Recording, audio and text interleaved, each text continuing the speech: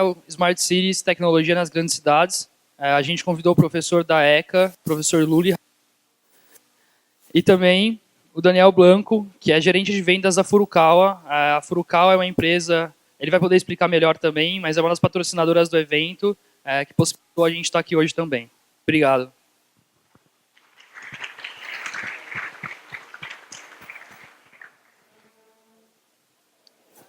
Bom dia. Me chamo Daniel, trabalho na Furukawa já faz mais ou menos uns 7 anos.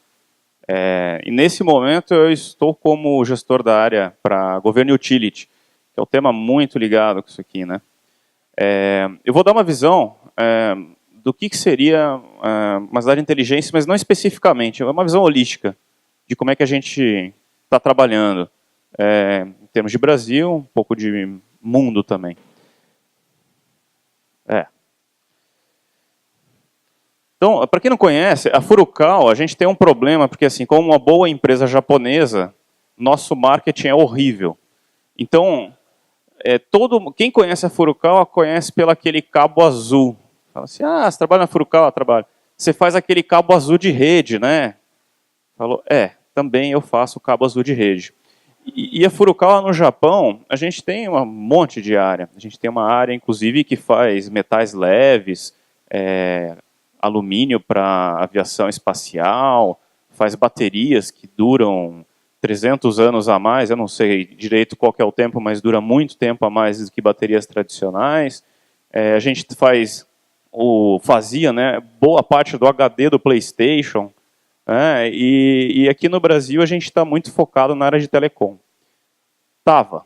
Porque agora a gente está focado também na área de telecom, isso faz parte do core business da empresa, mas focado bastante na área de energia. Então a gente tem um desenvolvimento em Curitiba, que a gente desenvolve produto mesmo, não só cabo, mas equipamento também, bastante focado na área de energia. E na área de energia não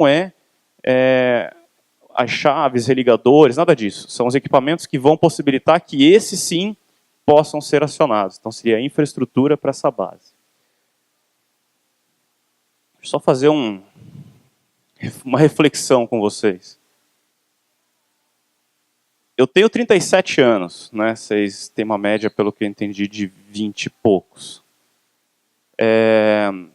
Na minha época, né, papo de tiozão, mas na minha época, em 2006, que não era muito tempo atrás para vocês, né, vocês devem lembrar disso aqui.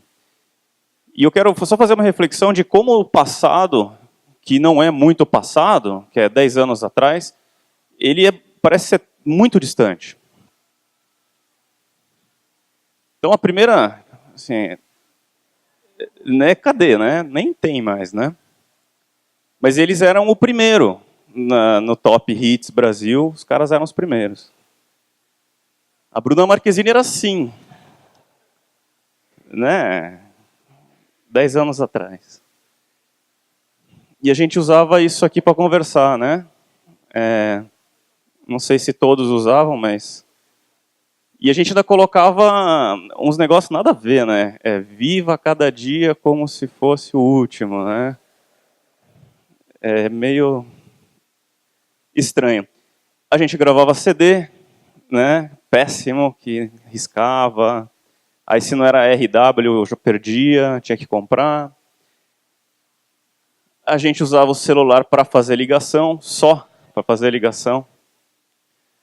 É engraçado porque... Quando eu apresento isso aqui para um público mais velho, os caras, nossa, eu tinha aquele lá da Nokia, que é esse mais da direita superior. Você colocava ele andava, né, quando vibrava.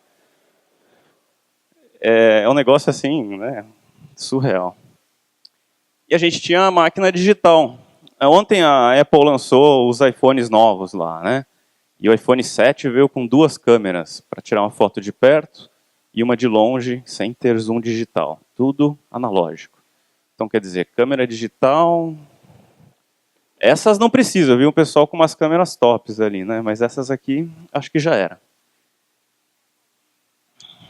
A gente usava o Waze, que não era o Waze, que era um Google Maps, e tinha que imprimir. Então, quem fazia, às vezes, precisava achar alguma coisa, você traçava e tinha que imprimir. E se errasse o caminho, ferrou. Tinha que saber onde é que você estava, tal, não sei o quê. E era assim que funcionava. a gente usava o YouTube, só que o YouTube ele era muito tosco, né? Inclusive, esse foi o primeiro vídeo do YouTube, que é aquele menino que gravou o vídeo, colocou no YouTube, e daí tem a história dele na internet, que ele depois vendeu, e depois se arrependeu, porque ele vendeu por isso aqui, e ele vale hoje isso aqui. E esse vídeo ele data de 11 anos atrás, né? Então é abril 23, 2005. E esse foi o primeiro vídeo do YouTube. E o Gmail, né? A gente nem usa mais e-mail para se comunicar. A gente usa e-mail corporativamente, ou vocês para passar um trabalho para outros, mas a gente se comunica muito por WhatsApp, ou qualquer outro meio, menos o e-mail. Até rima, né? Lembra disso aqui? Quanto tempo vocês demoravam para desligar esse cara aqui?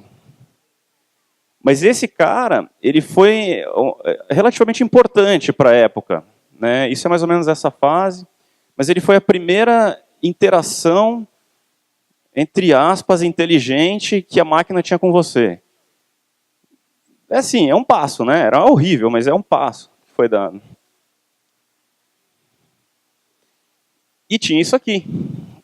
Quem que alugava filme em locadora, né? Na minha época tinha que rebobinar a fita ainda, né? Você não pagava multa.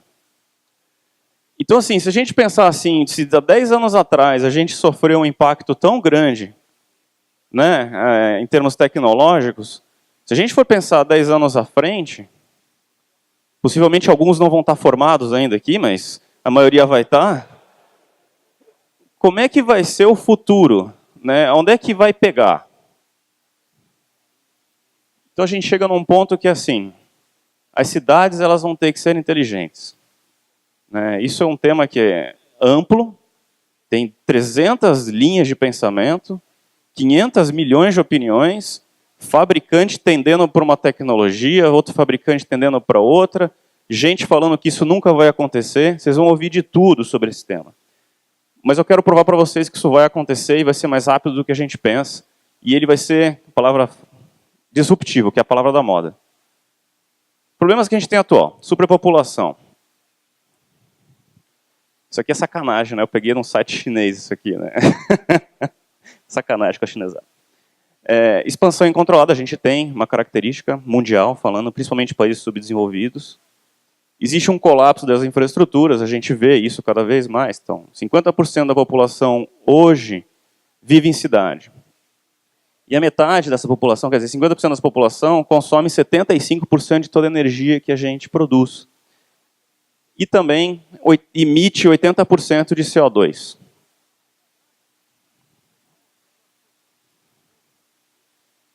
Então, por que a gente precisa criar essa Smart City? Se a gente olhar em 1910 até 2050, o crescimento das cidades, o pessoal vem saindo das regiões rurais, vem vindo para as cidades, isso todo mundo sabe. E nós éramos 7,2 bilhões em 2012 e seremos 9,6 bilhões em 2050. E nós, especificamente nós, que somos um país em desenvolvimento, vamos sofrer mais. Porque 93% do crescimento, desse crescimento, vai acontecer em cidades que estão em desenvolvimento. Então, se o pessoal acha que São Paulo está ruim, pode piorar.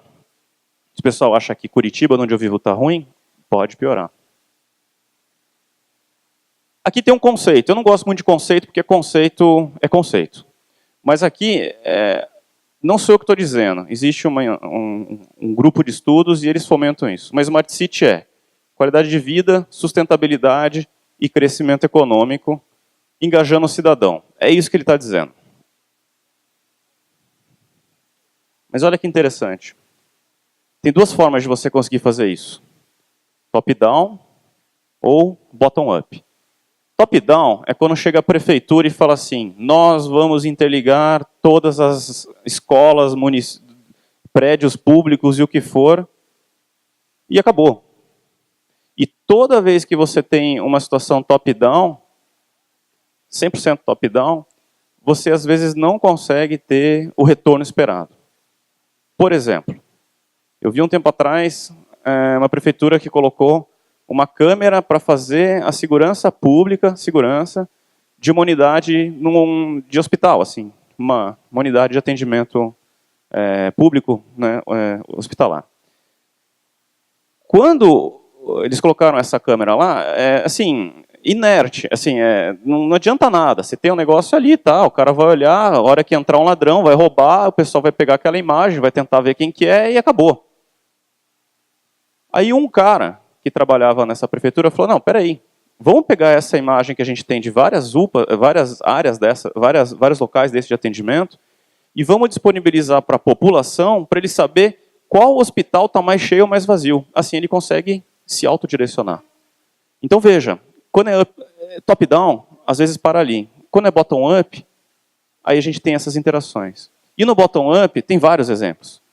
Coleta de lixo. Você pega o aplicativo, avisa, ó, tem lixo na minha rua. A prefeitura vem e recolhe. Na Índia, tem aplicativo para limpar a rua, quando a rua está suja. Ou aplicativo anticorrupção. Se o cara sabe que está tendo uma corrupção em algum lugar, ele denuncia, anonimamente. Isso são os bottom-ups. E tem que existir uma combinação entre os dois para que a gente consiga fazer com que a cidade ela se desenvolva. Porque só bottom-up você não tem infraestrutura, e só top-down você não tem o engajamento. Agora, existem basicamente 4 pilares para fazer isso. O pessoal está animado no morro, né? Você precisa ter uma visão holística e global. Uma cidade ela não é feita exclusivamente de uma tecnologia para um setor. Ela é um composto de tecnologias para diversos setores. Um meio para você melhorar a qualidade de vida, né? Você fazer uma Smart City não é o fim, ele é o início. Ele é o início e o meio para você conseguir atingir o que toda Smart City quer, que é melhorar a qualidade de vida da população. E para a gente fazer tudo isso, você precisa ter as tecnologias como fator disruptivo. Que vocês sabem quais são as tecnologias. Quando você tem tudo isso, o modelo de relação que você tem entre as pessoas e os governantes, ele vira mais fluido. Porque, como eu disse, você pode pegar um aplicativo e dizer, aqui está sujo, a luz queimou, existe uma corrupção. Então, esse meio fluido, essa relação, você engaja o cidadão. Sem engajar o cidadão, você não consegue ir para frente. E acaba acontecendo isso se você não engaja o cidadão.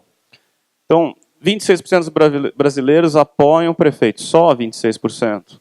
Isso aqui ó, é do mês 8 de 2016, foi uma semana atrás que eu tirei. E saúde é a principal crítica. E esse tema estão falando daqui do lado do Guarujá. Por que é assim? Possivelmente, o prefeito sabe, né? Mas ele não consegue direcionar os recursos corretos para atender o que a população realmente precisa. Cada Smart City ela tem uma característica única, ela é uma unidade única e não existe uma receita de bolo. Você não consegue pegar e falar assim, para ser uma Smart City precisa de hospital não sei o quê, semáforo não sei o quê, segurança... Não, não é assim. Cada Smart City vai ter uma característica única daquela cidade, uma necessidade única. Por isso que a gente erra muito.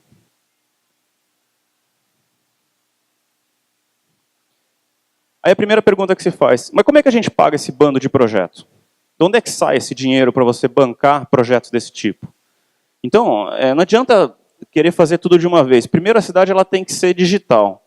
Quer dizer, a gente já é uma cidade digital, a gente já tem computadores, já existem sistemas que gerenciam as cidades parcialmente, algumas cidades integralmente.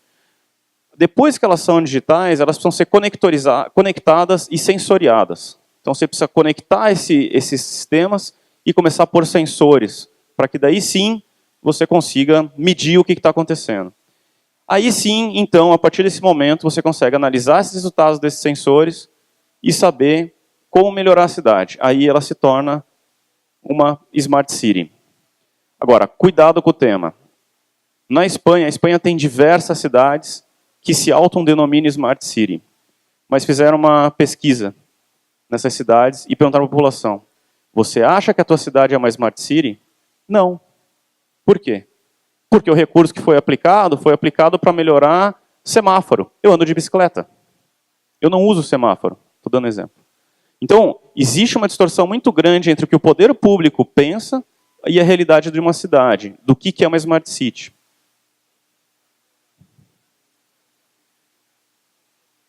retorno de investimento de qualquer cidade dessa, ela é a melhoria da qualidade de vida da população. Eu estava conversando com a professora que estava falando aqui, nessa linha. É que nem metrô. Vocês já perceberam que metrô não se paga nunca? O cara põe lá 1 bilhão, 2 bilhões para fazer 3 estações, aquilo não se paga nunca. É dinheiro a fundo perdido para benefício da população. Você pagou com o teu imposto. Mas, se fosse uma iniciativa privada, nunca teria se pagado. E uma Smart City ela vai pela mesma linha. Existem diversos projetos que não vão se pagar nunca, se você for pensar em retorno de investimento. Então, o retorno de investimento ele está alinhado com a qualidade de vida do cidadão. E os projetos eles têm que ser sempre projetos pequenos. Desculpa.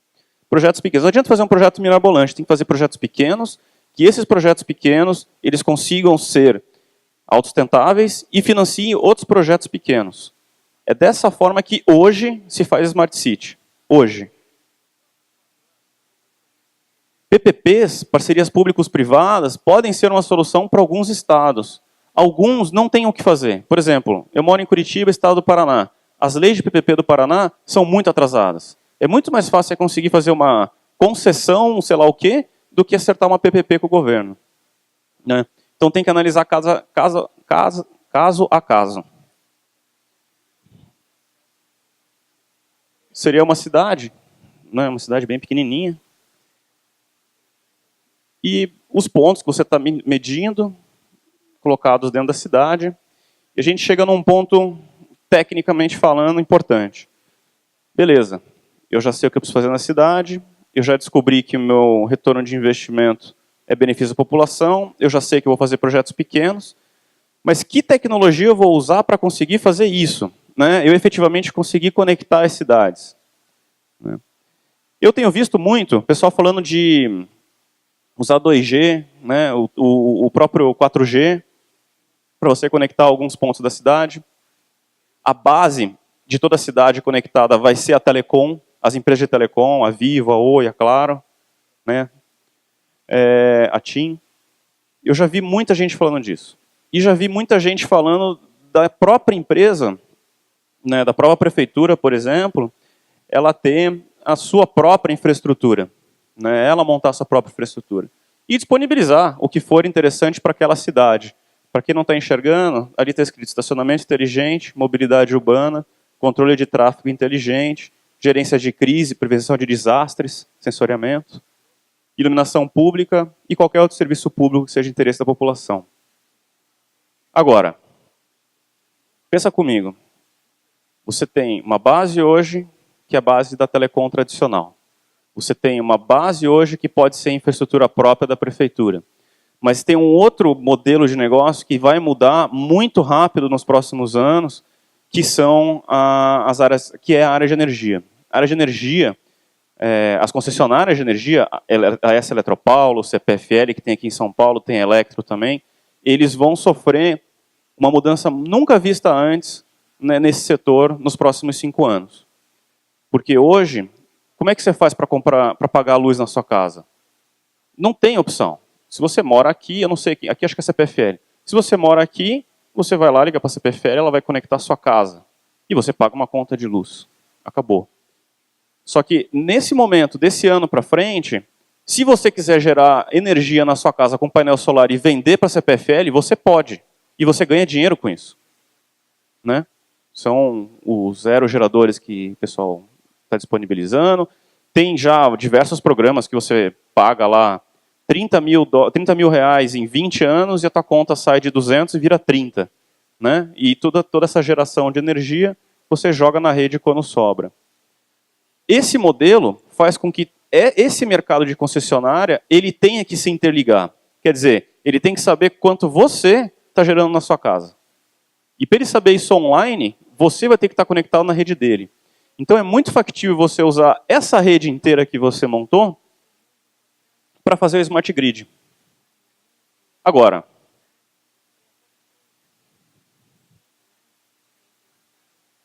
o que impede você de fazer o contrário? Você pegar uma concessionária de energia, a concessionária de energia é a empresa que mais está conectada nos assinantes. Quer dizer, ela tem 100% de penetração em todas as casas do Brasil. mais do que a telecom. Todo mundo que mora no Brasil tem energia elétrica, com exceção de alguns lugares, mas todo mundo tem.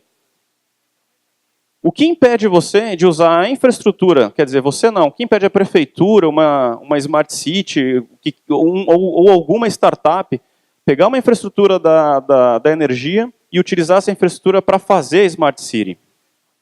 Está pronto? Alguém discorda? E quando você faz isso, você acaba criando uma infraestrutura para IoT, obviamente para Big Data, uma coisa não funciona sem a outra, e todo mundo envolvido numa infraestrutura única, baseada em fibra ótica. Obviamente, serviços que são móveis, por exemplo, eu quero pegar viaturas da polícia e saber onde é que eles estão online. Dá para fazer isso usando os iCloud da vida. Mas, enfim, se você quiser tratar isso como IoT, serviços móveis vão ser sempre tratados com tecnologias móveis. Agora, serviços fixos, né, não tem sentido você usar a base da telecom. Até porque a telecom não tem disponibilidade de banda para atender todo mundo. E tem um problema nisso daí, que é um problema muito grave, de tudo isso que a gente está falando. Que é isso aqui, ó. E o refrigerator é geladeira mesmo. Então, o cara colocou uma geladeira dele na internet, quer dizer, conectada no Wi-Fi da casa dele. Né, eu apresentei esse cara e falou, tá, e daí o cara comprou mais leite do que devia. Eu falei, não, cara, não é que ele comprou mais leite do que devia. O cara usou a base, porque assim, se a tua geladeira está conectada na internet, significa que você tem, no mínimo, um Linux rodando ali. Se você tem um Linux, você tem um computador rodando ali. E o que o cara fez? O hacker entrou na geladeira e transformou aquele computador num servidor de vírus. Então aquele computador ficava jogando vírus espalhando para a rede.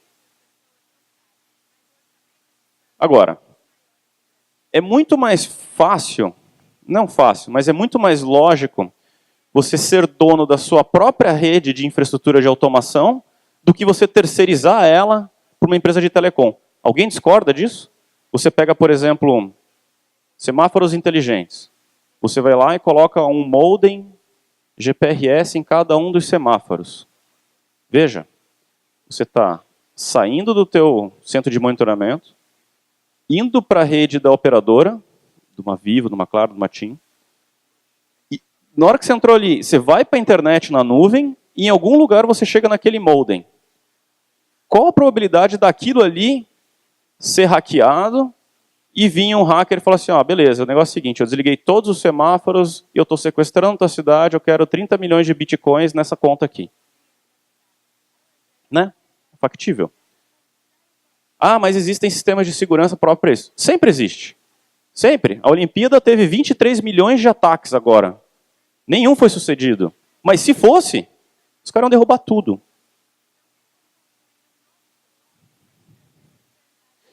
E a gente chega num ponto bem interessante, que é a coexistência entre as tecnologias. O LTE, o 4G e o Wi-Fi. Obviamente que tudo que for, de novo, rede fixa, você não vai ter um chip de 3G, de 4G na geladeira, um outro chip na máquina de café, um outro chip na... Entende? Não existe isso. Você vai ter uma conexão Wi-Fi que vai estar conectando os elementos da sua casa no teu router. Ponto. Né? Agora, para lugares que são móveis, né, que a gente já comentou agora há pouco, aí sim, tem sentido você usar um 3G ou um 4G, alguma coisa assim. E para 2018, quer dizer, daqui a 2 anos, 1 ano e meio, 61% de todo o tráfego de internet do planeta vai passar pelo Wi-Fi. 15% por 3G e LTE e 24% por acesso fixo, que é o ADSL ou mesmo fibra ótica na casa, né? Parece meio loucura tudo isso, né? E até a Bia perguntou para mim, mas e aí, vocês fizeram alguma coisa assim? A gente fez. A gente fez a cidade inteligente de Búzios, usando isso que eu falei para vocês. Então, na cidade inteligente de Búzios, existe uma base, que foi feita uma base para atender esses serviços, então serviços de telecom, serviços de veículos elétricos, medição inteligente, prédio, geração distribuída, automação, iluminação pública, e tudo isso integrando o cliente. A gente desenvolveu uma única infraestrutura, quer dizer, baseada em fibra ótica, e colocamos 82 quilômetros de fibra ótica na cidade, dá para ver aqui. Esse modelo de negócio que a gente desenvolveu, a gente consegue ter essa fibra ótica toda passando na cidade, colocar todos aqueles serviços e ainda a parte de Smart Grid, que veio depois como benefício. Então, a gente pegou tudo que tinha de rede, que podia ser automatizado na rede elétrica da companhia, que no caso é ampla, colocamos tudo em cima dessa rede de fibra ótica. Aí a primeira pergunta que o pessoal faz, pô, como é que esse troço se pagou? Né? Todo mundo acha que fibra ótica é caro. O que é caro é instalar ela, mas sim, como que se pagou isso aqui? A gente fez um modelo de negócio assim, pegamos um provedor de internet, que é esse cara chamado West Internet, pegamos a Ampla e a Furukawa. E falamos para o provedor de internet assim, você vai instalar essas fibras óticas e você não vai cobrar nada por essa instalação. E a Ampla vai precisar que você conecte todos esses pontos nessa fibra ótica. Beleza. E como é que ele ganha dinheiro? Ele usa essa mesma fibra ótica para vender internet para a população lá. Então, aí fecha o modelo de negócio.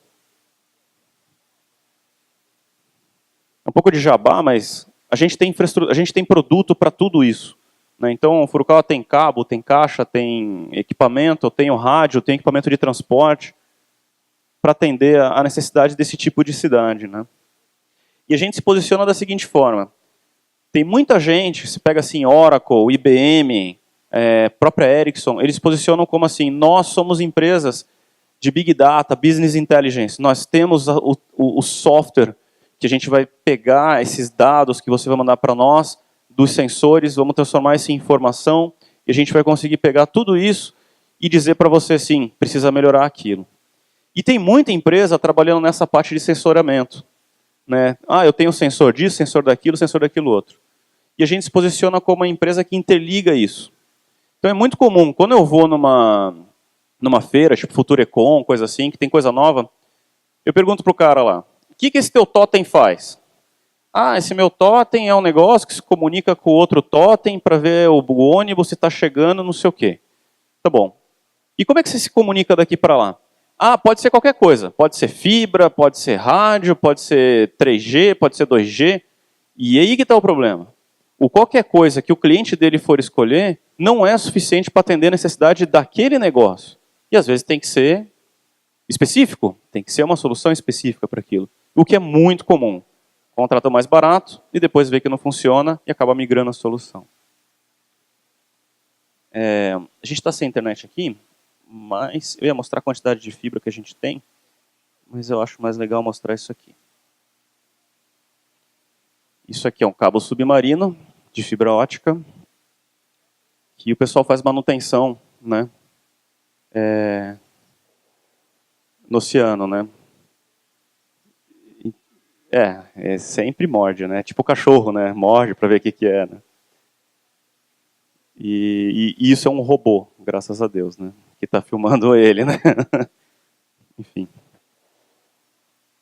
Pessoal, não quis estender muito, mas uma visão holística, tá?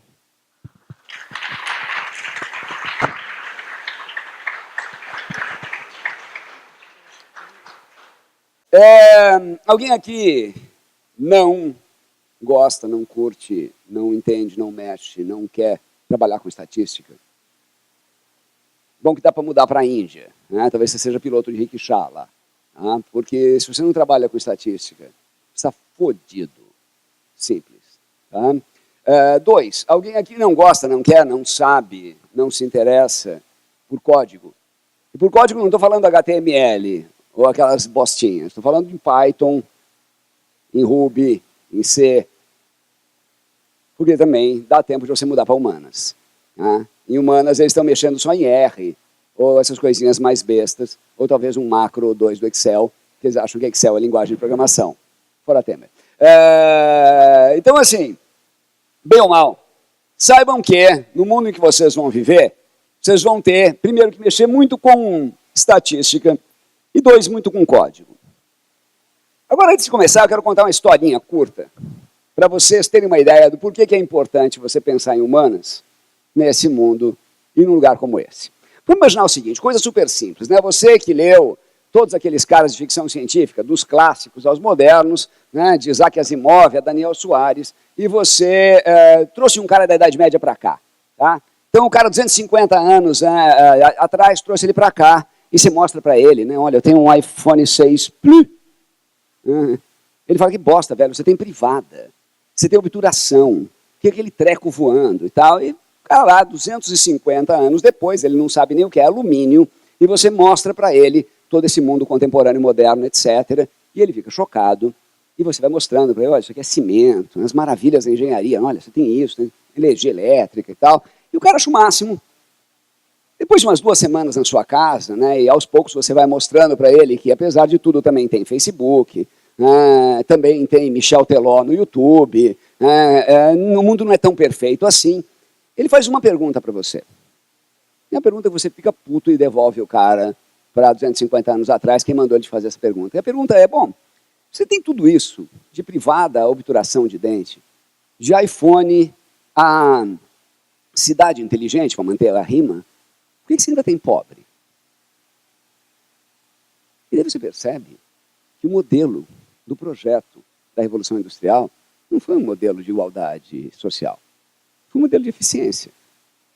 Por que eu falo isso? Porque qual é o modelo que a gente tem de cidade inteligente? A maior parte das vezes, quando a gente fala em cidade inteligente, ou a gente fala em qualquer serviço digitalizado, o nosso modelo é um modelo de eficiência. Mas o que é eficiência? É você chegar num trabalho que você não precisa ir mais rápido. Todo mundo sabe muito bem que você trabalhar 8 horas por dia num escritório é a coisa mais estúpida que você poderia fazer. Ah, mas agora eu tenho uma cidade inteligente que me leva mais rápido para um escritório que eu não preciso ir.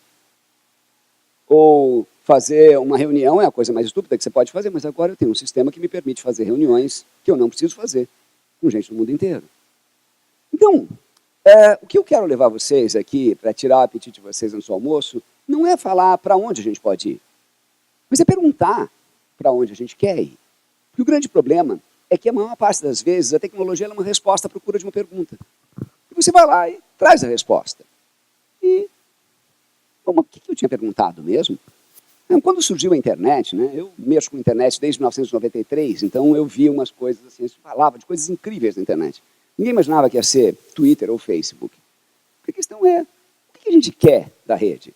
Você pensa que a escola, a maior parte das vezes, a escola hoje, o que é a escola? É o lugar onde você vai aprender coisas. Eu não posso aprender coisas na internet. Uma escola, sentar ali, na minha bunda quadrada, durante, no caso da Poli, 17 anos na graduação.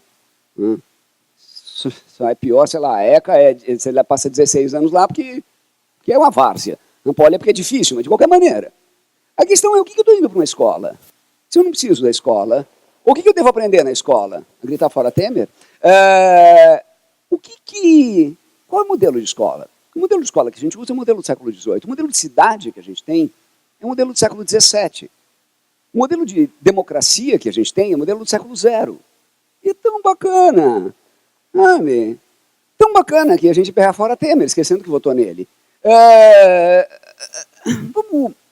Esse ponto que eu quero falar para vocês. Quando eu falo dessa ideia de datacracia. Vou falar de 3 coisas super simples. 3 ideias simples que as pessoas não pensam. A primeira delas, vocês já ouviram horrores, a ideia de antropoceno. Que o ser humano sozinho move mais detritos, move mais sedimentos do que qualquer outra grandeza geológica. Não entendeu? Homo sapiens, os 7 bilhões de Homo sapiens, não são mais uma grandeza biológica. Eles são uma grandeza geológica. A gente move mais detrito do que rios, do que terremotos, do que deslizamento de terra, etc. Tanto que as pessoas estão chamando de antropoceno, que é depois do Holoceno, o ser humano faz o equivalente a uma mudança geológica no planeta. E a gente vê isso em aquecimento global, em disrupção de espécies, etc, etc. 2, a gente vive numa espécie de datasfera, sabe, tipo atmosfera, troposfera, holosfera. Nós hoje estamos dentro de um universo de dados, uma névoa da qual que você não consegue viver sem ela. A internet, se você pensar o que é a internet, é muito fácil. A internet é uma máquina que foi ligada para nunca mais ser desligada. Se desligar a internet hoje, se romperem o fluxo de dados que tem em volta de você, acabou. O mundo entra em uma crise completa, total e absoluta, e nem só financeira. Então a questão principal é, peraí, eu estou vivendo dentro de uma superfície tão essencial quanto a biosfera, tão essencial quanto a atmosfera, tão essencial quanto a ionosfera, e ela é essa atmosfera de dados. E ela está ali presente no nosso dia todo, a gente está sendo quantificado o tempo todo, a gente está sendo registrado o tempo todo, e tem sempre aquele comunista que vai falar, mas o problema, vigilância não é um problema. Vigilância é, sei lá, é que nem eu sair pelado à noite no cais de Santos e me preocupar que eu vou sujar o pé. Vigilância é um problema ridículo como esse. O problema é muito, muito maior, ou como se diria em inglês, the whole is under it. Na verdade, o que acontece? A gente está se unificando com o fluxo de dados. Hoje eu não consigo separar você do fluxo de dados que está em torno de você. E esse fluxo de dados, quando ele é mexido, ele mexe na sua própria identidade. Quer ver uma coisa simples? Deixa eu fazer uma pergunta que provavelmente você nunca fez. Que é uma pergunta meio básica. O que é você? Como é que você define a sua identidade? Se você aos 7 anos de idade era completamente diferente de hoje. Se você corta a unha, continua sendo a mesma pessoa. Se eu corto o pé, continua sendo a mesma pessoa. Se eu tiro uma perna, você continua sendo a mesma pessoa. Se eu tiro as 2 pernas, os 2 braços, metade do fígado, você continua sendo a mesma pessoa. Se você encheu a cara, mas eu não era eu. Vou falar outras coisas mais ilícitas. Então a questão principal é, peraí, o que define você? Se não uma enorme ficção que você acredita que é você, sei lá, Luiz Roberto, que é o cara ali, que é completamente, aos 7 anos de idade, ele é completamente diferente aos 14, completamente diferente dos 21 e aos 70, mas ele carrega essa ficção que ele acha que é ele. E essa ficção não é nada. É como um centro de gravidade, uma coisa completamente... Já que você está mudando o tempo todo. Já que as bactérias que fazem 90% do seu corpo é composto de bactérias, e elas morrem o tempo todo, e elas honestamente não estão dando a mínima para você. Então você é o quê? Você é Corinthians? Porque talvez só isso consiga definir a sua identidade. Agora, imagina se a sua identidade é definida não por aquilo que, sei lá, foi construído dentro de um ambiente social, mas por aquilo que você lê no Facebook. Esse é o problema de Big Data. O problema de Big Data não é que eu vou vigiar você. O problema de Big Data é que eu vou fazer você. O problema de Big Data hoje é que Big Data está sendo usado, por exemplo, para desmontar alguns tipos de ações sociais, alguns tipos de rebeliões, e até mesmo redes de coiotes para transferir refugiado da região da Síria, da Grécia, para dentro da Europa. E é assim que a gente usa Big Data. Então, na verdade, o que acontece? Hoje em dia, esse volume de dados está mudando aquilo que você chama de identidade, aquilo que você chama de privacidade, de segurança, de cultura, de educação, de civismo, etc. Tudo isso está sendo mudado em torno desse fluxo de dados. Tanto que nem eu falo assim, não vamos defender uma escola sem partido. Velho, ela existe já, ela chama YouTube. O que é essa fusão? Você não faz a menor ideia. Quando você fala com alguém, olha, eu falei com o João ontem, o que quer dizer falei? Falei ao vivo? Falei por e-mail? Falei por WhatsApp? Falei por Skype? Falei por SMS? O que é falei? Você não faz a menor ideia. Na verdade, a maior parte das vezes, você se funde tanto com a máquina, e quantas vezes, se eu perguntar para vocês, quando foi... A minha braguilha está aberta? I'm so sorry. There are foreigners here. Vocês estão ferrados, filho, porque eu falo muito rápido, mas vou tentar falar mais devagar. Minha sugestão para vocês, queridos, adopt a gringo. Tá? Cola num gringo aí do seu lado e ajuda o cara. Eu vou tentar falar mais devagar. Tá? Mas assim, eu vou tentar. Ele ficou com um bilhetinho aqui e falei, peraí, não, estava no lugar. Bom, o que acontece então? Então é que você... Antigamente, você era definido pela sua religião, pela sua escola, pela sua família, pela sua cidade, pelo conjunto de coisas que formavam a sua identidade. Hoje você é definido pelo Facebook. E o Facebook define você pelo que você quer. Mais ou menos como aquela criança que tudo que ela queria era ouvir parabéns a você e comer goiabada e batata frita. Então é ótimo, eu vou entupi-lo de parabéns a você, goiabada e batata frita, porque é o que o Facebook faz. E aí o resultado é que o indivíduo começa a entrar num loop infinito em que ele lê mais de si próprio o tempo todo e ele não sai dali. Ou você acha que a gente nasce gostando de rúcula, ou de uísque, ou de breja, ou de beijar? Nada disso a gente nasceu gostando. Tudo isso a gente aprendeu a gostar. E aprender nunca é um processo simples.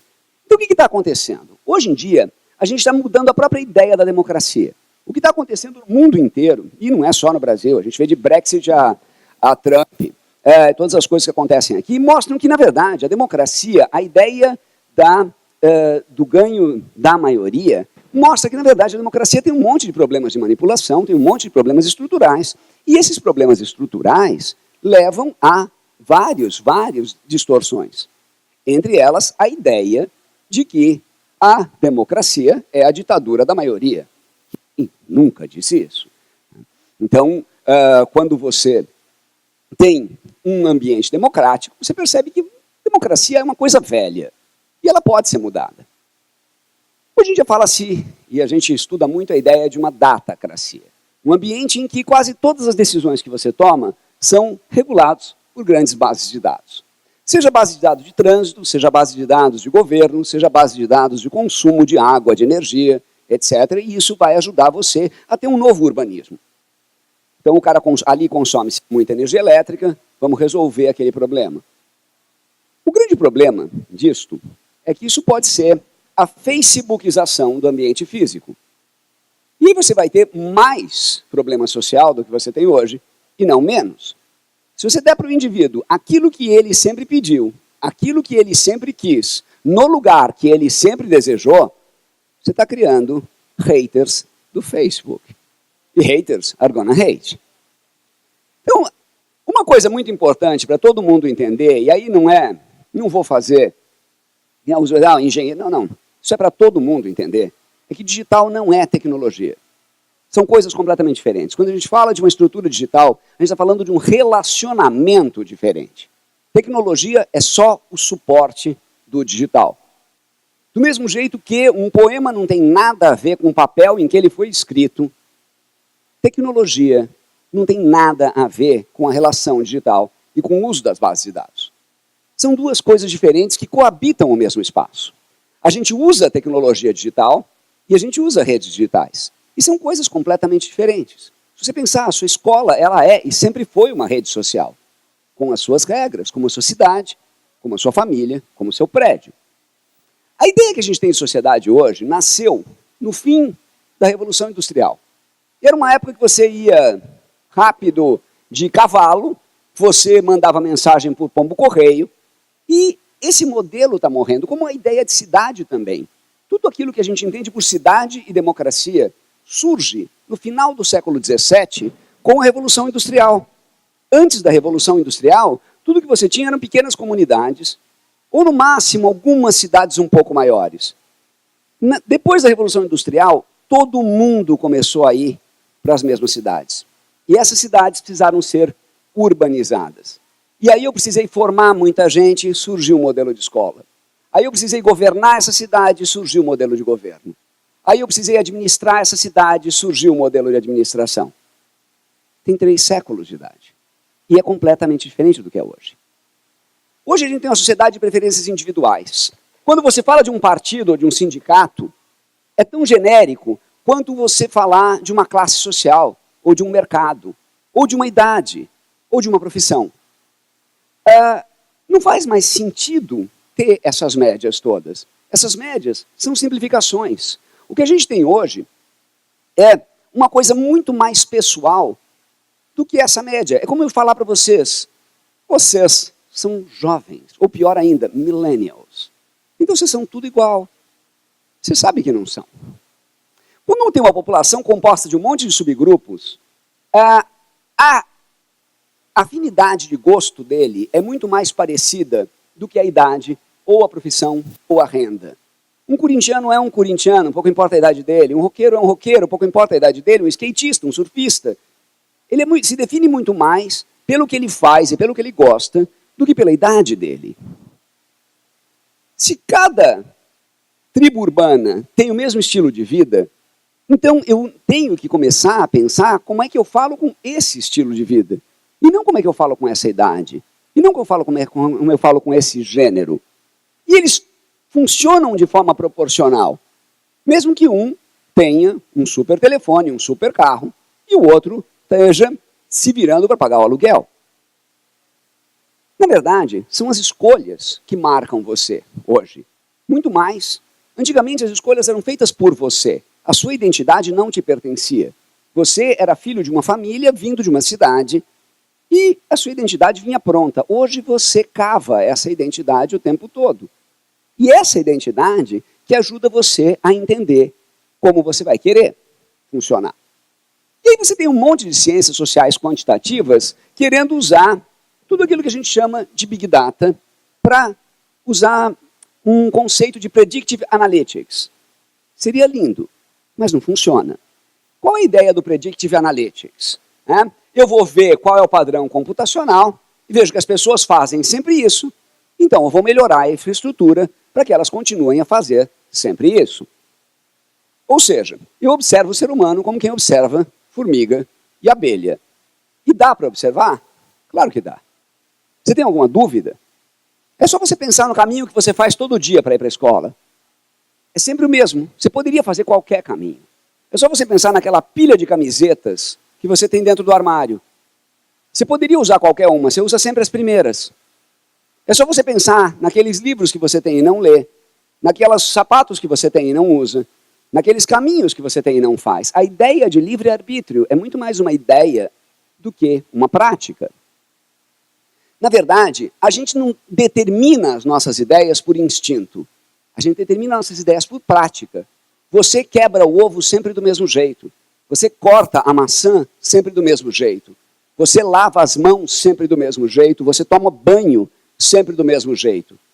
E não precisava. Então a ideia de você ser um cara livre, cara, liberdade dá muito trabalho.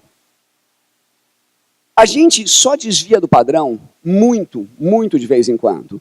A maior parte das vezes você segue um padrão que você mesmo determinou e que te prende àquilo que você olha. E é muito difícil entender hoje. Pessoal, vamos pegar um exemplo muito prático da idade de vocês.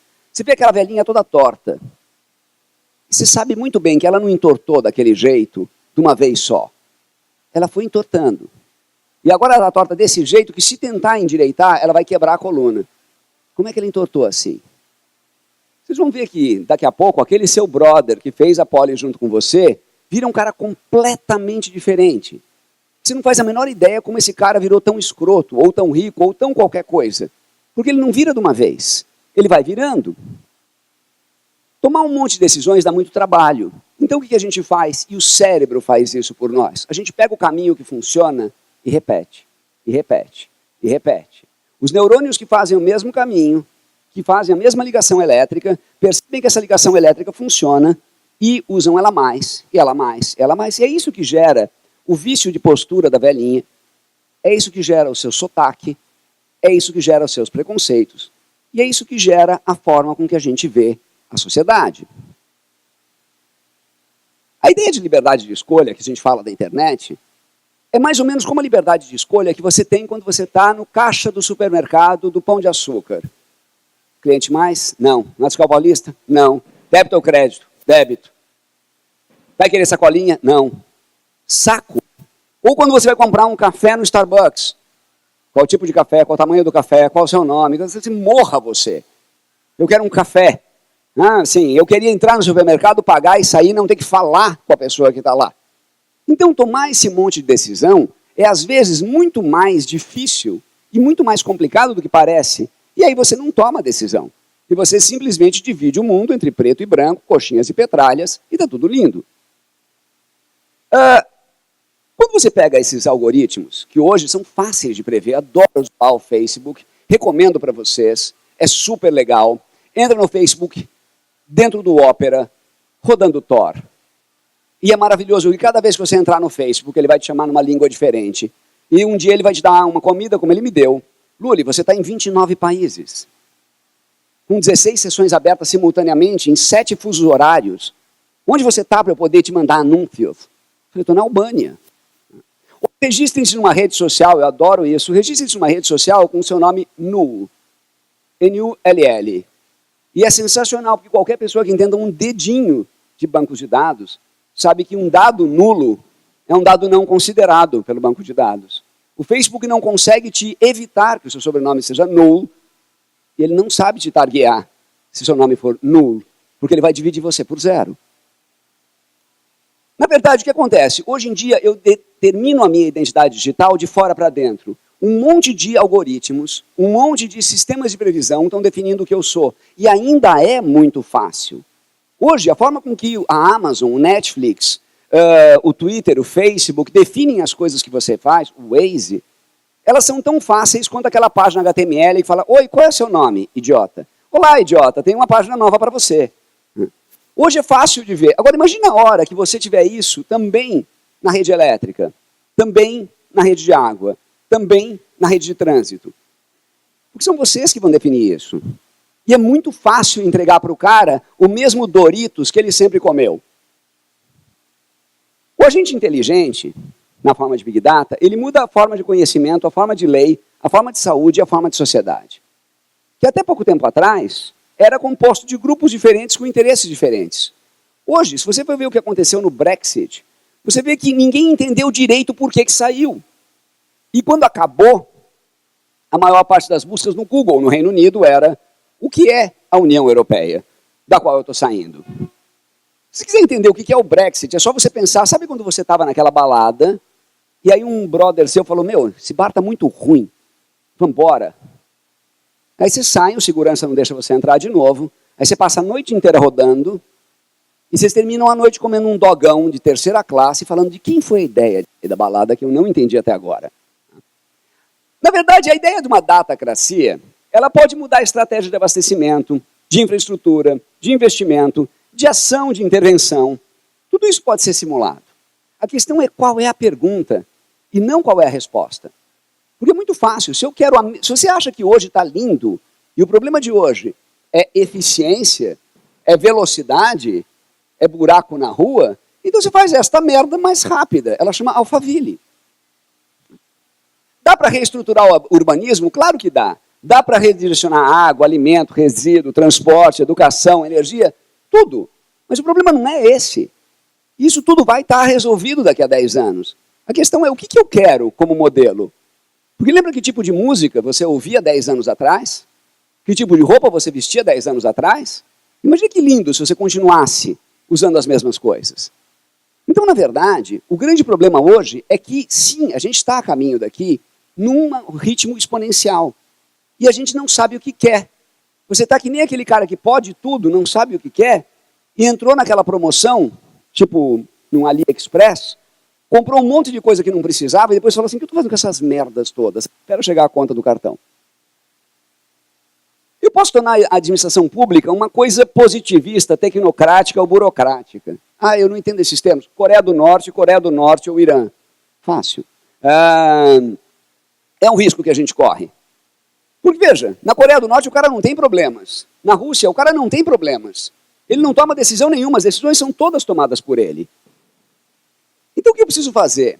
E por que isso é função de vocês? Sim, é mais função de vocês do que é dos caras de humanas. São vocês que vão fazer. Se você vai fazer um projeto de energia, ou um projeto de rede elétrica, ou um projeto de coleta de água, você precisa pensar não em dar para o cara aquilo que ele quer, que é Facebook, não em dar para o cara mais do que ele já tem hoje, que é pornografia, mas dá para o cara aquilo que ele precisa, mesmo que ele ache que seja completamente inútil. Como um massagista, daqueles pequenininhos que entram com o joelho nas suas costas, você sai estrela e de repente você está reto. Eu preciso garantir que o dado não seja usado para fins escusos. Fim escuso não é vigiar. Hoje, você viu que hoje toda vez que tem uma manifestação, a polícia foi lá antes? Ah, e onde será que a polícia viu esses dados? Ela entrou no mesmo grupo do Facebook, seu idiota. Se você tem muito poder, você vai ter muita tentação de abusá-lo. Eu posso cortar a energia de alguém que está se manifestando? Claro que eu posso. A questão é o que eu quero com isso. Código é ideológico. A gente não percebe, e é difícil de compreender, é difícil de resistir.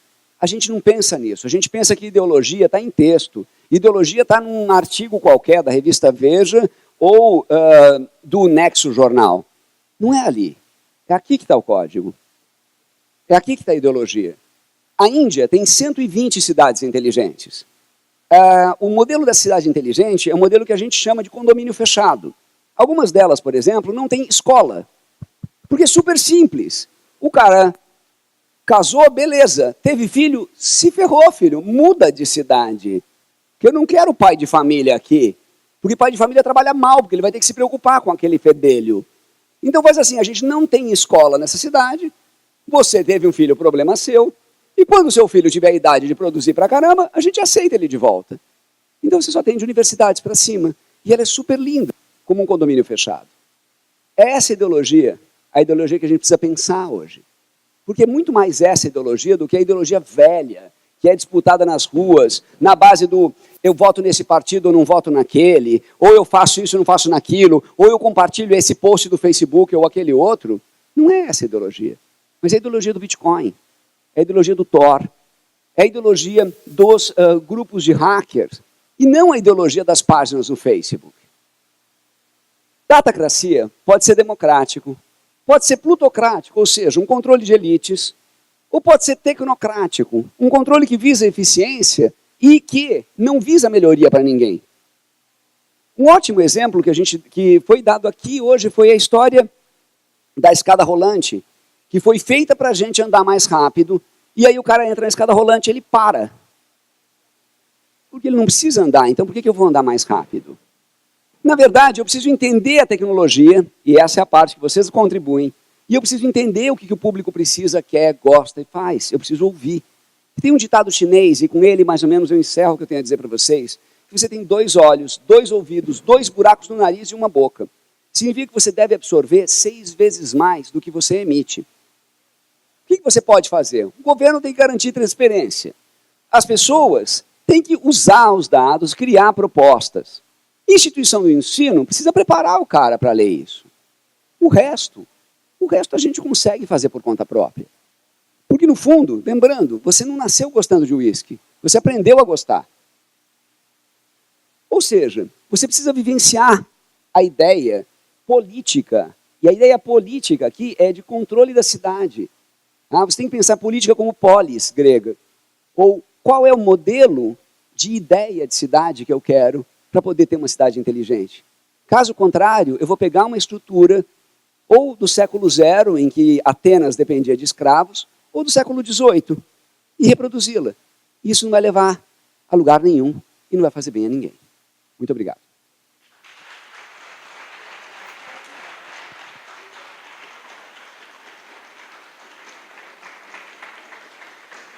Filma isso, que é o cara de humanas ganhando palmas na pole.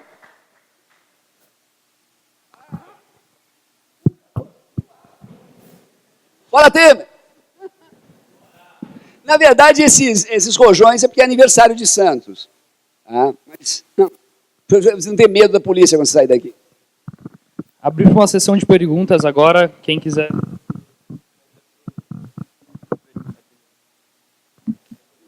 Alô?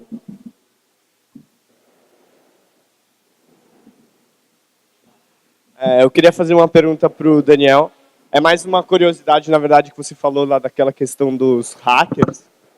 E eu queria saber, no caso que vocês fizeram de Búzios, como que vocês fizeram para driblar essa questão dos hackers?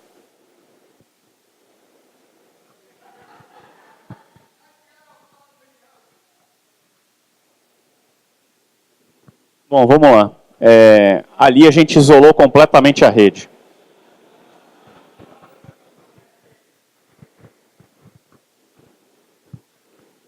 Mas a gente isolou completamente a rede. Essa rede, ela, apesar de você ter uma parte dela que ela está jogada para a internet, onde o provedor ele explora o serviço, e uma parte da rede que está voltada para a área de automação.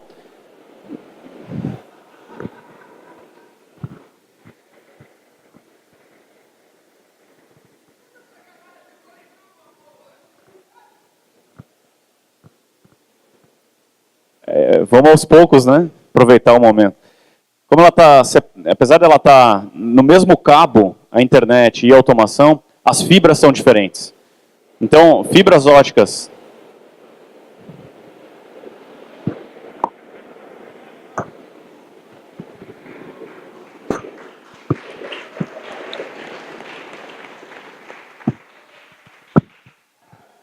Aproveitar o time. As fibras óticas são separadas dentro do cabo. Então a gente seccionou. Não existe tráfego de internet dentro da rede de automação. Não existe nem como você entrar. Ela é isolada do mundo.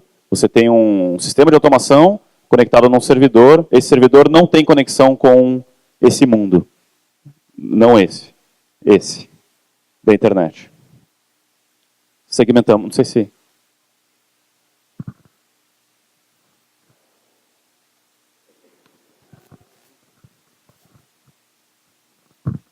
É para o Lúlio.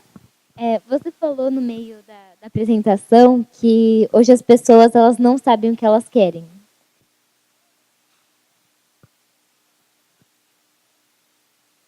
Rápido, antes que... eu estava pensando nisso.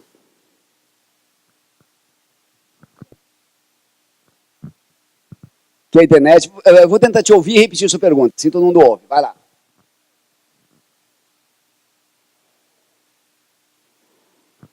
Vem aqui perto e fala para mim, eu falo para todo mundo no microfone. Rápido, antes que venham os controles.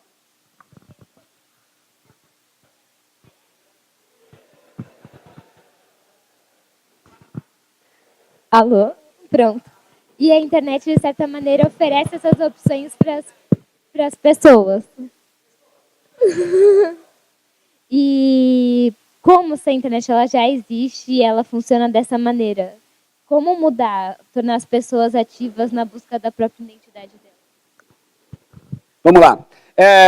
Como a internet ganhou essa força e o que a gente consegue mudar a partir dela? Acho que foi essa a pergunta de um jeito muito curto e vou tentar falar rápido antes dos rojões. Veja, Facebook surgiu do nada. O Facebook não é um modelo que já existia antes e que foi migrado para a rede, do mesmo jeito que Google surgiu do nada. Agora, se eu perguntar para vocês, qual é a sua principal fonte de informação sobre um assunto genérico? Tipo, quando você ouviu falar pela primeira vez que o Donald Trump era candidato à presidência dos Estados Unidos? Você não sabe. E o problema maior é esse. Porque se você ainda soubesse, a culpa é do Facebook, você ainda podia dizer, olha, vi no Facebook, então não devo levar a sério. Agora, vamos imaginar que eu te falo uma coisa mais irregular. Por exemplo, que Zika, não só agora, sei lá, que algumas cidades têm mais incidência de Zika do que outras e elas vão gerar infertilidade. Então, agora você fala assim, peraí, como é que é? Isso é um boato, é uma enorme mentira. Você começa a evitar determinadas cidades em cima disso. A gente sabe que boa parte do sistema financeiro global hoje, ele é baseado em relações de confiança.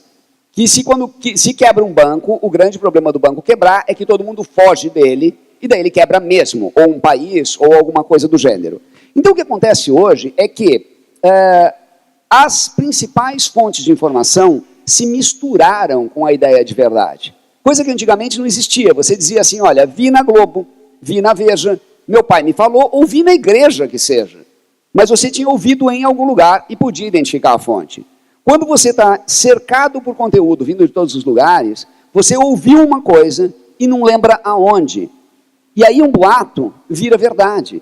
Esse, no fundo, é o grande problema do Facebook. Porque o Facebook é confortável. Ele te dá aquilo que você gosta de ver. E ele pega fontes de um monte de cantos. Então, se você viu uma coisa que um amigo seu te mandou pelo Facebook, que ele viu no BuzzFeed, qual é a origem dessa informação? Não faço a menor ideia. Você vê, é muito diferente, por exemplo, da Wikipedia, que é tão público, é tão nova quanto Facebook e Google, mas ela tem um projeto editorial.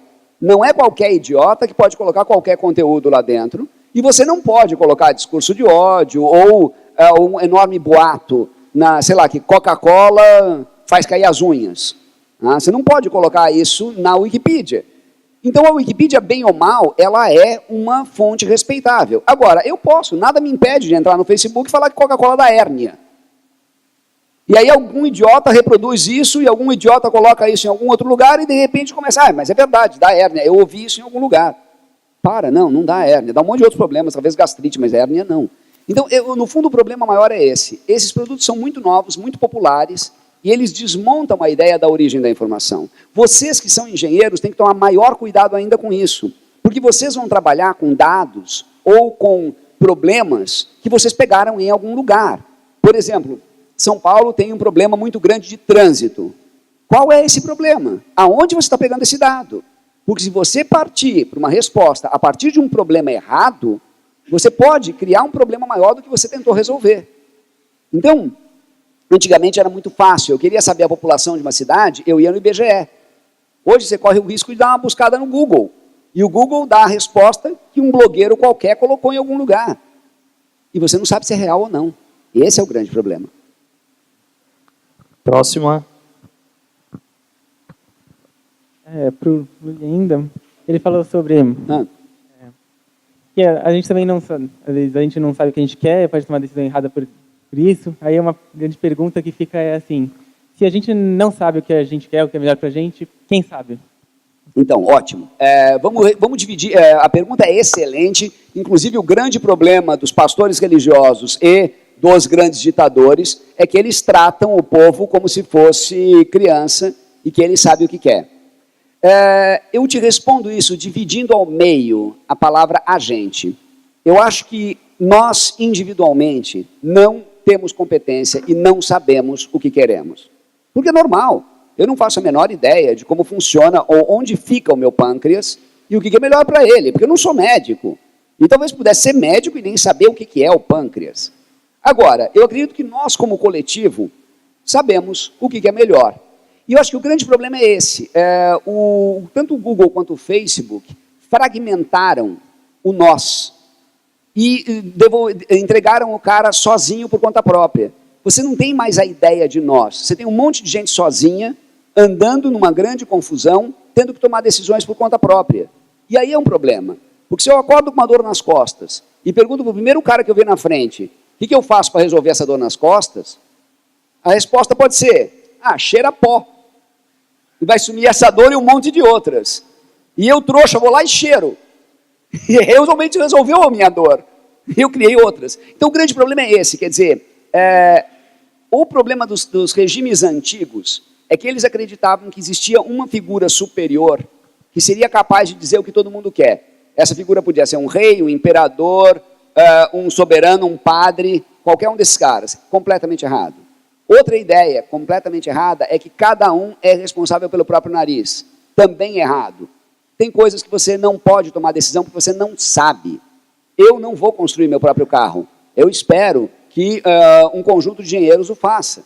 Como também não vou obturar meus próprios dentes, porque eu espero que um dentista o faça. E tem outras decisões que são muito mais sutis, que eu preciso depender do outro. A ideia de sociedade é uma ideia de codependência. Aliás, eu queria aproveitar para falar isso, uma coisa muito importante, é uma ideia muito errada que põe na cabeça da gente. Tolerância não vai a lugar nenhum. Ninguém deve ser tolerante. A gente deve ser codependente. Só a codependência resolve. Se eu for tolerante, eu considero você um ser humano menor, e eu tolero você, então eu deixo você viver. Eu preciso depender de você. Porque a sociedade só cresceu e chegou nesse ponto porque todo mundo depende de todo mundo. E a gente está quebrando essa codependência. Em vez de você depender do seu colega do lado, você está dependendo do Facebook, que por sua vez está repetindo aquilo que você fala. Isso não te leva a lugar nenhum.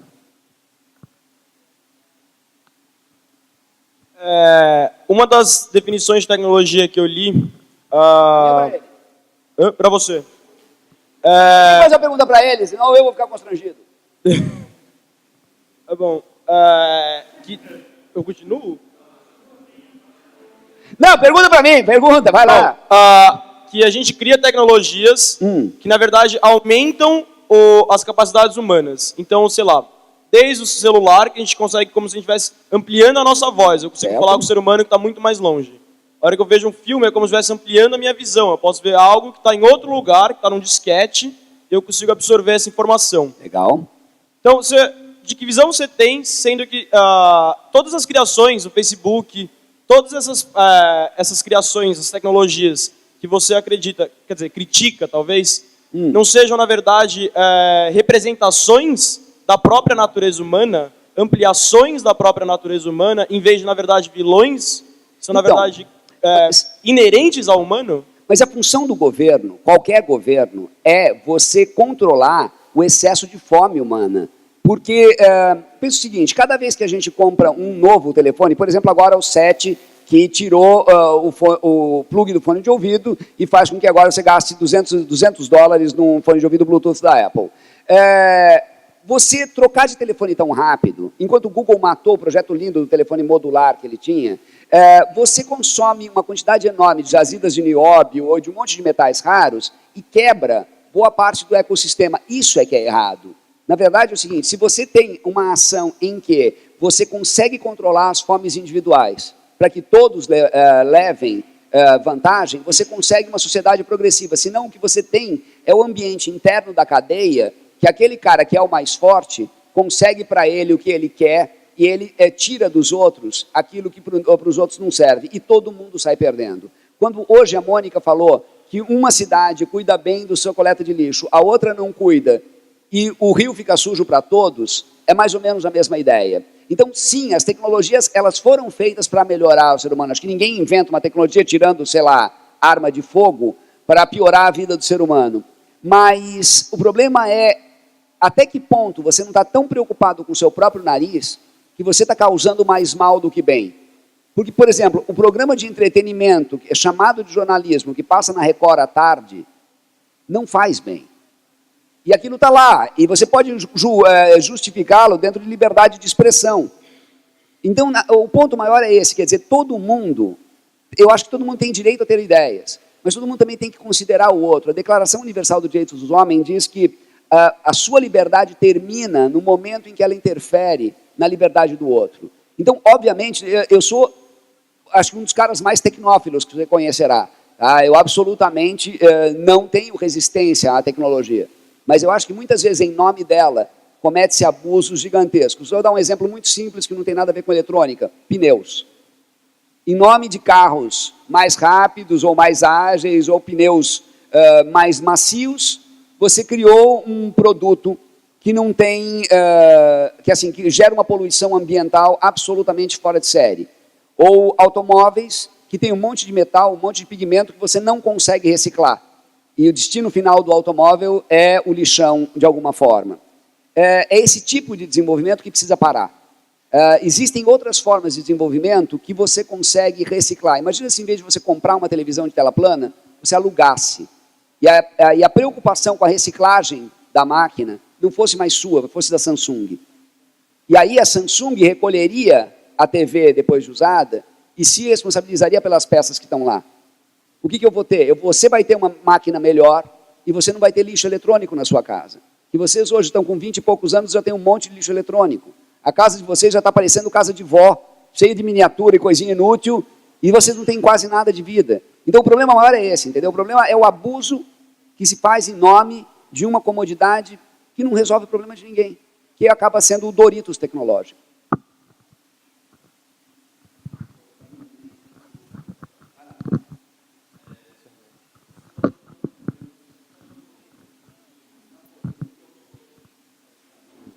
Você falou que não devemos ser tolerantes, mas sim codependentes. Ao ser tolerante, consideramos outros como inferior. Você poderia exemplificar e diferenciar um pouco um do outro, principalmente questões públicas, políticas disso? Veja só, a principal diferença entre tolerância e codependência é bastante simples. Se você depende do cara, você reconhece o valor que ele tem.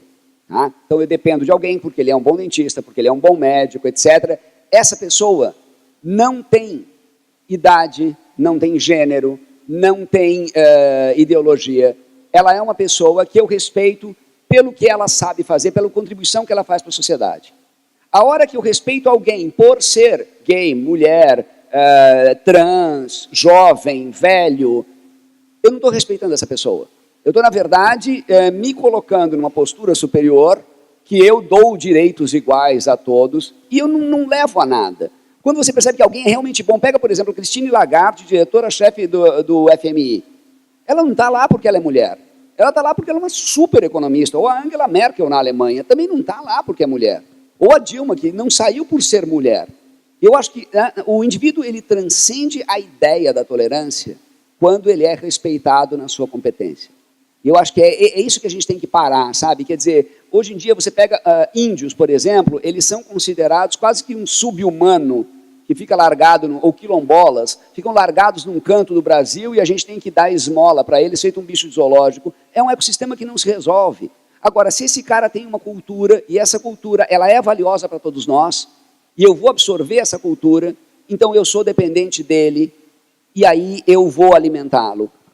Caso contrário, eu só estou alimentando o cara porque eu sou bonzinho. E ele é um fudido na vida.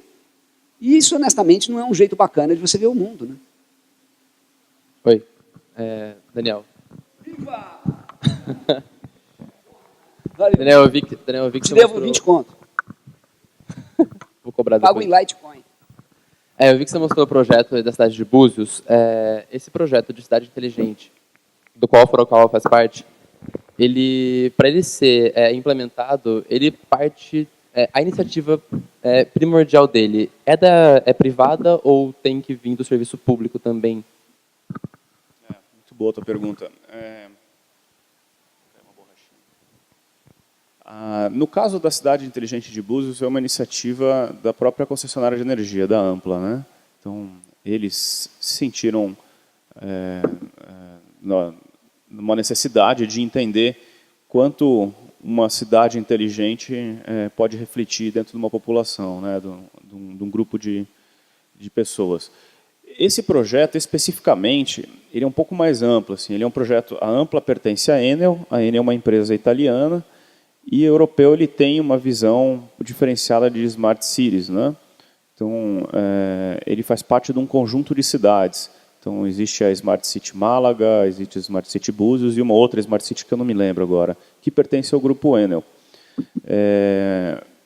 Respondendo a sua pergunta, nesse caso específico, a Enel colocou o projeto para rodar, chamou diversos fabricantes, colocou eles numa mesa e falou, olha, vou fazer isso.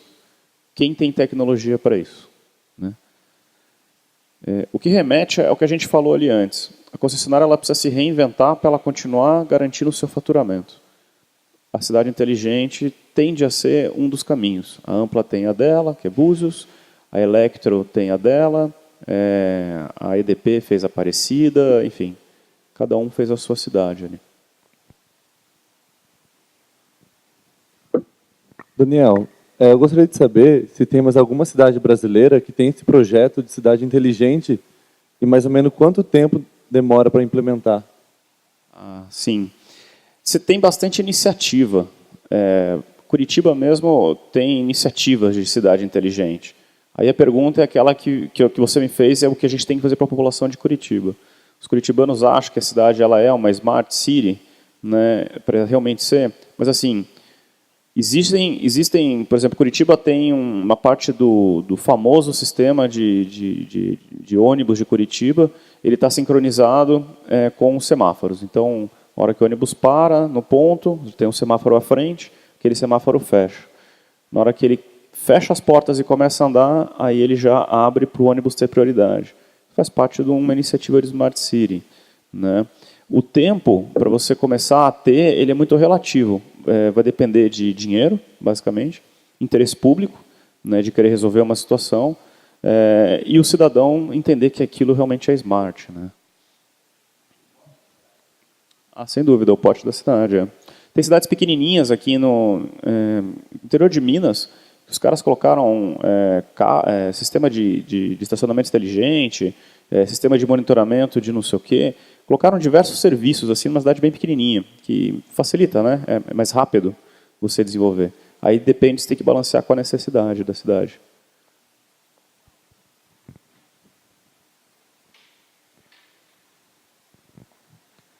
Oi. Opa, boa tarde. Eu ia fazer uma pergunta para o Daniel, mas eu acho que também pode ser uma pergunta para o Luli também, né? Acaba sendo uma paralela aí, né? Essa questão da tecnologia, né, principalmente em relação ao smartphone, em relação a redes sociais, a gente tem um acesso muito rápido a informações, né? Sejam enviesadas ou não, né, as informações chegam muito rápido e, às vezes, esse volume de informações a gente não consegue processar. Né? Você acaba não conseguindo ler, né, você só compartilha, só passa para frente, não consegue entender e muitas vezes de forma isolada, né? Você acaba nem conseguindo discutir com as pessoas, né? Só uma questão de processamento, né? Eu queria saber do Lulu o que ele acha disso, né? Como é que seria uma solução em cima disso. E aí, fazendo um paralelo com isso, bem superficial, a gente pode pensar na questão da tecnologia nas smart cities, né? Que a ideia seria você colocar tecnologia em vários espaços, né? Ou seja, conseguir tornar mais eficiente de uma certa forma. E esse volume de tecnologias também acaba tirando as ações das pessoas, né? A pessoa acaba sendo uma pessoa que é levada para lá e para cá e nem mais age em relação a ligar uma TV, tipo, abrir a geladeira, porque já está tudo automatizado. Então, da mesma forma que esse volume de informações a gente não consegue processar, um volume de tecnologias a gente não consegue agir, né? O humano não vai ter mais ações, né? Tudo vai ser feito por fora, né? Uma coisa automatizada. Eu queria saber se dentro das Smart Cities, dessas pesquisas de Smart Cities, tem alguma pesquisa com esse concernimento ou uma preocupação em cima disso. Deixa eu piorar um pouquinho a pergunta dele para você.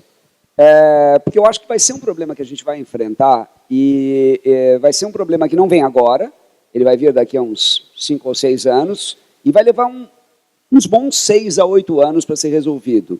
Que é a questão que você provavelmente já deve ter ouvido em muitos lugares, que é a questão de emprego. Mais do que ação, eu acho que a ação é uma coisa ainda mais lenta, mas a gente tem muito emprego no Brasil de nível muito baixo e que pode ser muito facilmente automatizado, de call center, a caixa, etc.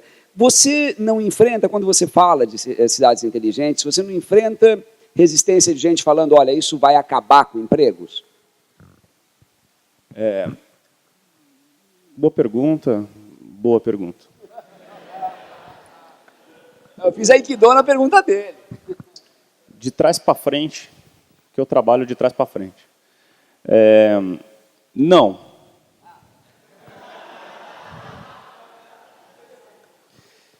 Da mesma forma que a gente passou pela Revolução Industrial, que teve uma situação parecida, essa revolução tecnológica. A questão de emprego, obviamente, vai mudar. Minha família é de Santos, coincidentemente. E minha avó, ainda é viva, tem 90 e poucos anos, morava aqui, hoje mora em Curitiba. E ela comentou um dia, ontem, estava com ela estava me contando da vizinha que tinha um papagaio em casa e passava o cara que vendia lenha para comprar lenha. E um dia, ela falou que era verdade, mas enfim. Um dia o cara entregou lenha, mas a mulher não pediu, era o papagaio que tinha pedido. Então, isso é uma tendência natural. Empregos surgem, empregos morrem, e as pessoas, obviamente, têm que especializar. Veja, respondendo a sua pergunta, o objetivo de uma cidade Smart Grid, o objetivo dela, vamos dizer assim, o objetivo máximo dela é você atrair investidores, melhorar o teu comércio, atrair o que eles chamam de atores urbanos.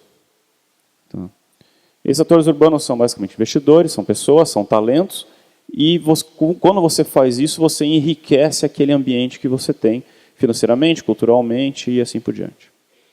Obviamente que existe um nível disso e você tem que equalizar, porque vai ser pouco provável que o mundo inteiro seja equalizado e em todos os lugares do mundo você tem investidor. Né? Mas é isso, uma Smart City é feita para isso. Como é que se atinge isso? Pô, você vai querer passar férias na Síria hoje? Por quê? Porque estão explodindo, né? Não tem condição. Então, o que você tem que fazer? Você tem que primeiro acabar com o problema da Síria, arrumar aquele país inteiro, para depois se pensar em investir em turismo. É meio óbvio. Claro que isso é um problema, né, assim, super distante do que a gente vive aqui no Brasil, mas ele é análogo. Respondendo à sua pergunta, das questões da tecnologia, aliás, pergunte de novo para mim, só para...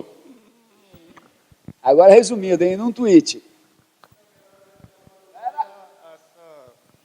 Era mais uma analogia, uma analogia bem superficial em relação a essa coisa da informação, né? Que a gente recebe um volume muito grande de informações e não consegue processar, né? Então, a gente não está usando as informações, né? Da mesma forma que a tecnologia, né, ela vem como, vamos dizer, uma parte, né, da capacidade humana, né, de ajudar, Mas no momento que ela vai ajudar muito, né, ela acaba sendo quem está fazendo as ações, né? E o humano já não está fazendo mais nada. O que acaba acontecendo assim, dá para dividir isso em duas classes. Tá? Existe uma classe que a gente chama de Big Data, que não é o que você está falando, mas vale a pena comentar. O Big Data é um conjunto de informações absurdas que você consegue através de sensores, e você pega isso, são dados. Dados, o dado, ele não significa nada. É como se eu falasse para você, o que significa 03, 02, 18, 2? Não significa nada. Agora, se eu colocar umas barras, vai significar dia, mês e ano. Aí você pegou um dado e transformou em informação. Se eu consigo pegar um conjunto de anos desse e vincular alguma coisa, eu transformei aquela informação numa estatística. Aquilo ali acontece sempre naquela data. Então você conseguiu pegar tudo aquilo lá e transformar em uma coisa, um comportamento, por exemplo. Que não é o que você está falando. O que você está comentando é, a gente está sendo invadido de informação e essas informações não são úteis e o que a gente precisa fazer, a gente acaba utilizando a tecnologia para fazer por nós. É isso? É isso. Isso vai acontecer. A ideia de facilitar a vida, como ele mesmo comentou, é natural do ser humano. Assim, o ser humano, por natureza, é preguiçoso. Né? Correr, esse negócio pessoal que faz running na rua, né, sair correndo na rua, é contrafisiológico. Né? A gente é feito para ficar em stand-by. Né? Então, o pessoal que corre, assim, ó, o cara ali que corre, ali, pelo visto, né? O cara é antifisiológico. É uma questão de você saber o que é melhor para você. A tecnologia ela vai estar aí, você pode usá-la de diversas formas. Um exemplo que é bem claro é assim, ó, quando eu era pequeno, que não faz muito tempo, na década de 80, os caras inventaram um negócio chamado videofone. Era horrível aquilo, porque você não quer atender uma pessoa vendo ela. Porque se você quer ver a pessoa, você vai lá e vê, porque você está, às vezes, de pijama, você está comendo, você está no sofá. Por que esse troço não vai para frente? A gente não quer. Então, vai muito do que a gente escolher. Você vai ser inundado de informação. Isso, assim, na hora que a IoT virar uma realidade em massa, você vai ser, assim, inundado. Tem aqueles óculos de realidade virtual. Cara, aquilo é um negócio absurdo, assim. O cara coloca, assim, ele vê estrela, ele vê promoção onde não tem. Na linha do Pokémon GO, sabe, realidade virtual aumentada. É complicado, mas vai de você querer ir por um lado ou não. Não tem muito o que fazer. Bom, primeiro, ótima resposta. Agora, você está em que ano da Poli? O terceiro. Você está fez uma pergunta de bicho, né? Por que é uma pergunta de bicho? Lembra quando o bicho entra na Poli? Cara... Não!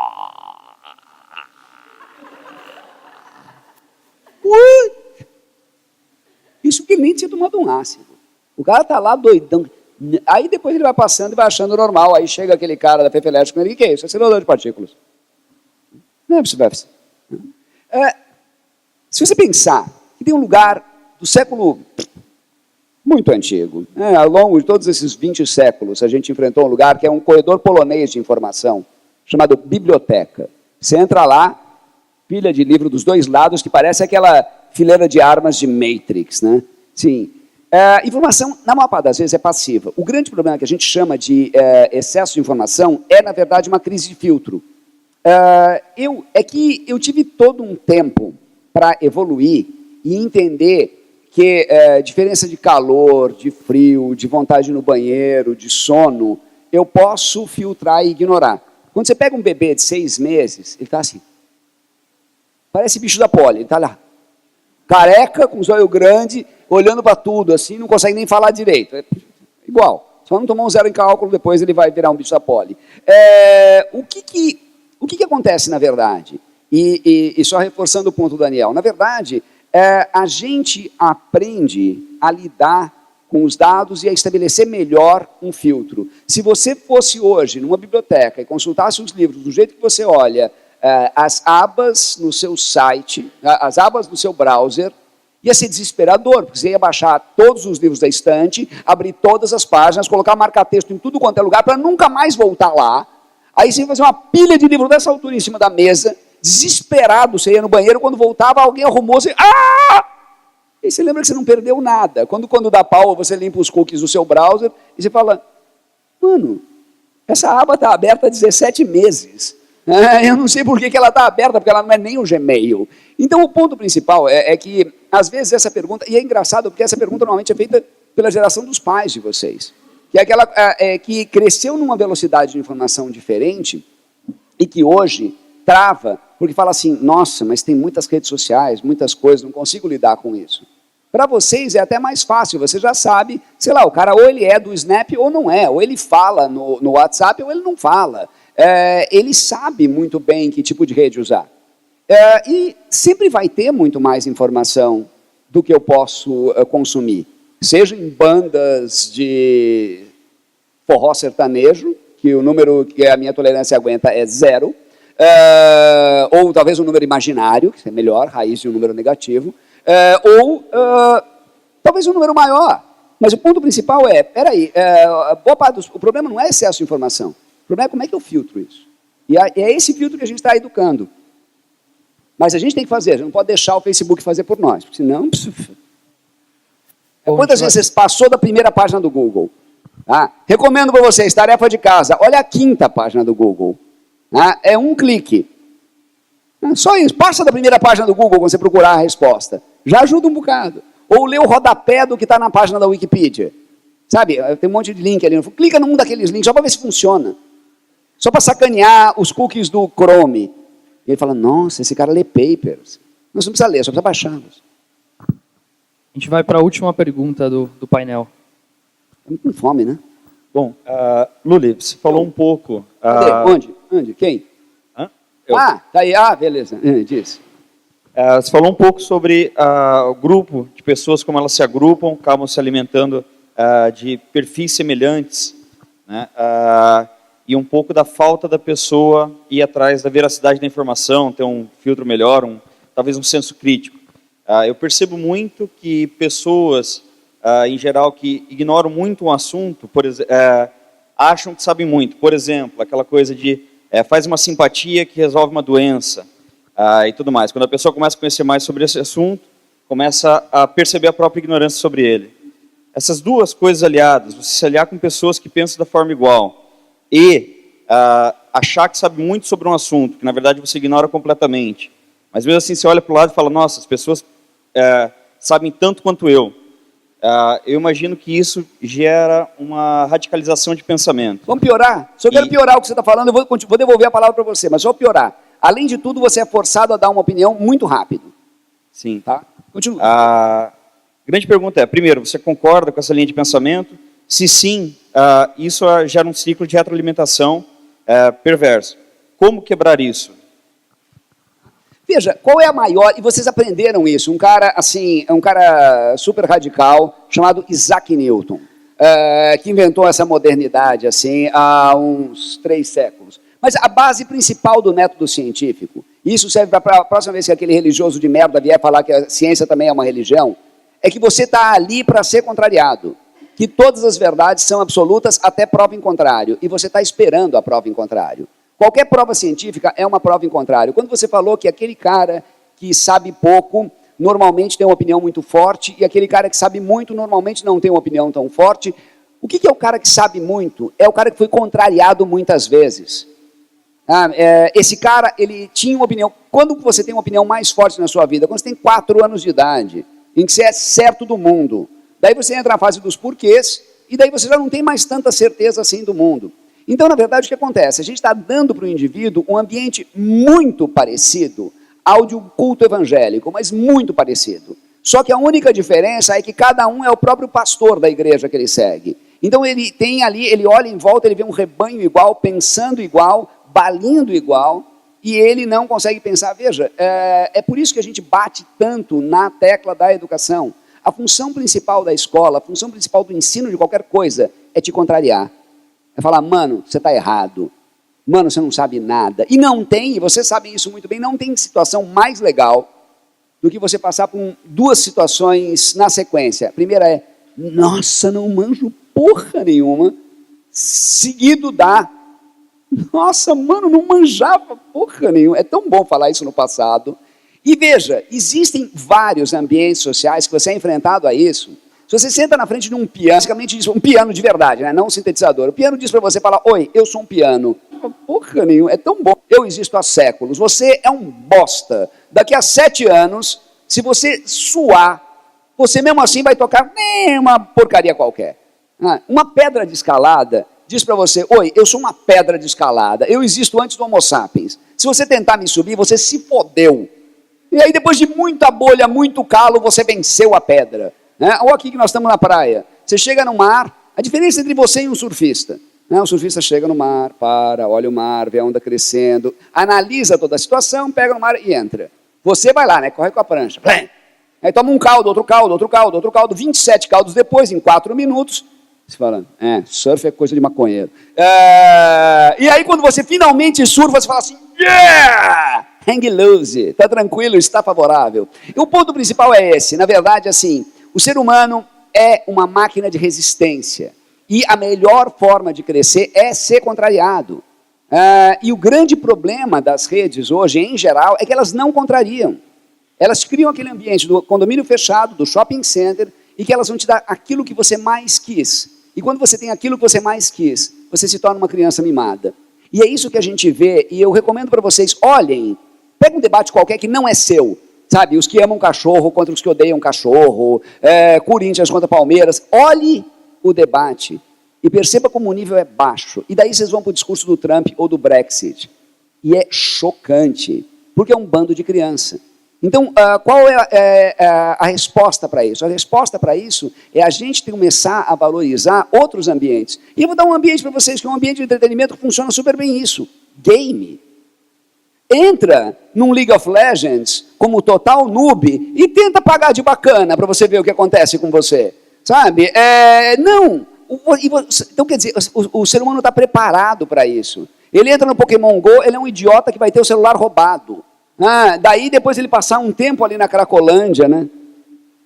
Deitado no chão com aquela luzinha branca na cara, ele vira um cara bacana que vai num gym e consegue resolver a situação. Esse é o ponto. Sabe? E games exploram muito bem. Talvez a gente tenha que desenvolver um game que busque levantar do indivíduo aquilo que ele tem de melhor e não dizer que isso é melhor porque isso é rúcula. Veja, até hoje ninguém gosta de rúcula ou de suco de couve, porque foi uma merda que foi te enfiado goela abaixo. E quando você gosta, fala assim, sabe? E de repente tem aquelas pessoas que realmente fazem yoga, não comem carne, comem rúcula no café da manhã.